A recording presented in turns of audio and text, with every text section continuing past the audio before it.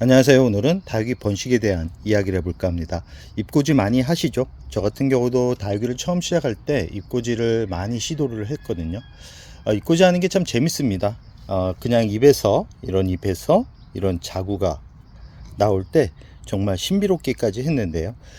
시간이 지나고 나서는 그렇게 잎꽂이를 그렇게 추천드리고 싶지는 않습니다. 왜 그러냐면 잎꽂이로 태어난 다육이들 같은 경우는 주기적인 영양 공급을 하지 않으면 크게 대형으로 키우기가 쉽지 않아서 그럽니다.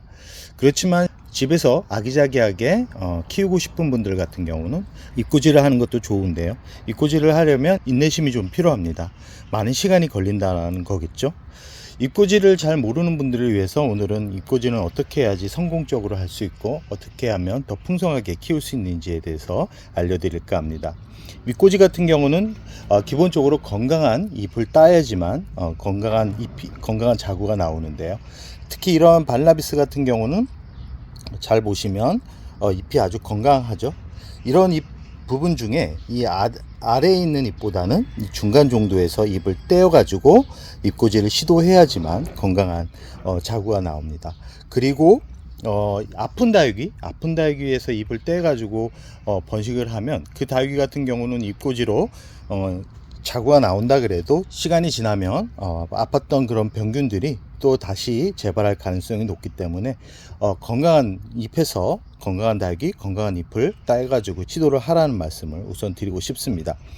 잎꽂이를 하기 위해서는 잎을 이렇게 땁니다. 잎을 떼어가지고 그냥 흙 위에 올려놓는데 어떤 분들은 흙 속에 이렇게 심습니다. 심어도 되지만 그냥 이 줄기가 잎이 나오는지를 확인하고 분에 옮겨 심어도 충분합니다.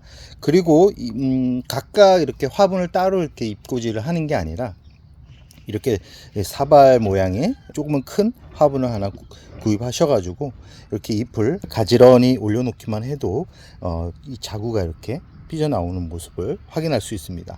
그러나 잎꽂이를 하다 보면 이렇게 줄기만 나올 때가 있는데요.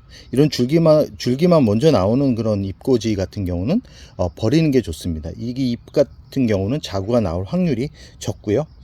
보통 이렇게 잎을 떼었을 때 이런 얼굴이 나와야지만 성공 확률이 높습니다.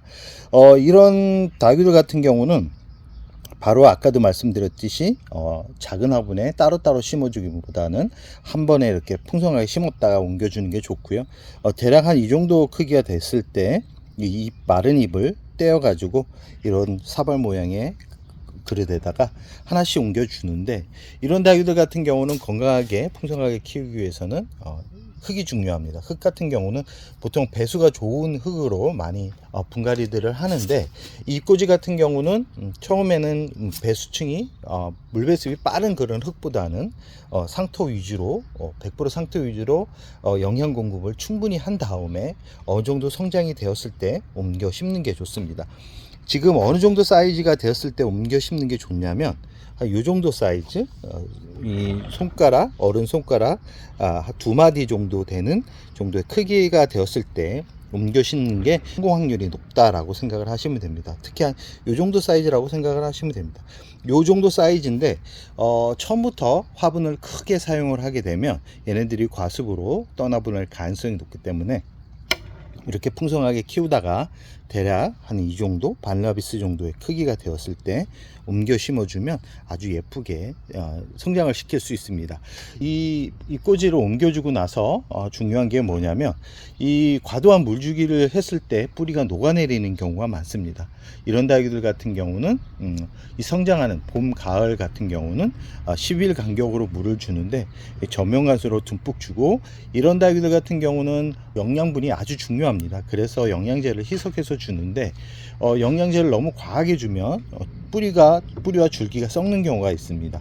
그렇기 때문에 칼슘제 위주로 연면 심으면 해도 되는 그런 영양제를 골라 가지고 심어준다 그러면 아마 풍성한 모습을 볼 수 있고요.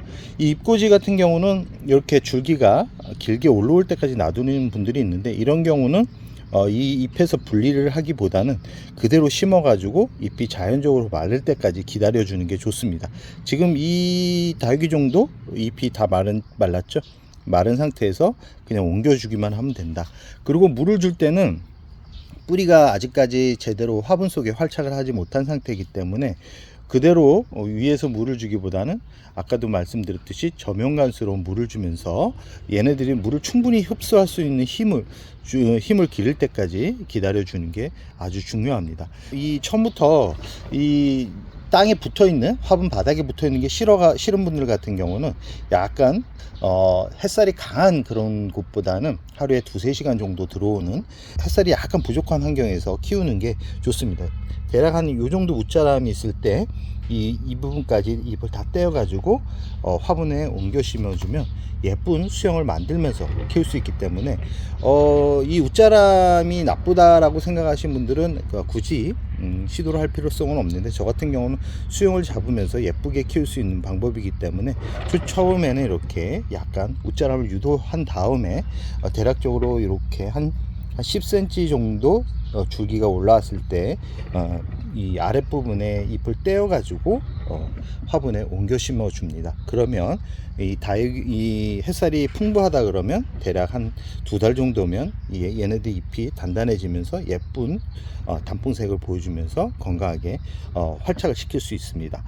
이 잎꽂이 같은 경우는 초기에 이 뿌리가 화분 속에 어떻게 내리냐에 따라서 얘네들은 모양이 달라집니다. 그렇기 때문에 너무 처음부터 뿌리가 이 강한 햇살에 스트레스를 받지 않게 대략 한 3시간 정도 들어오는 햇살이 들어오는 환경에서 키우는 게 얘네들을 더 건강하게 키울 수 있는 방법입니다.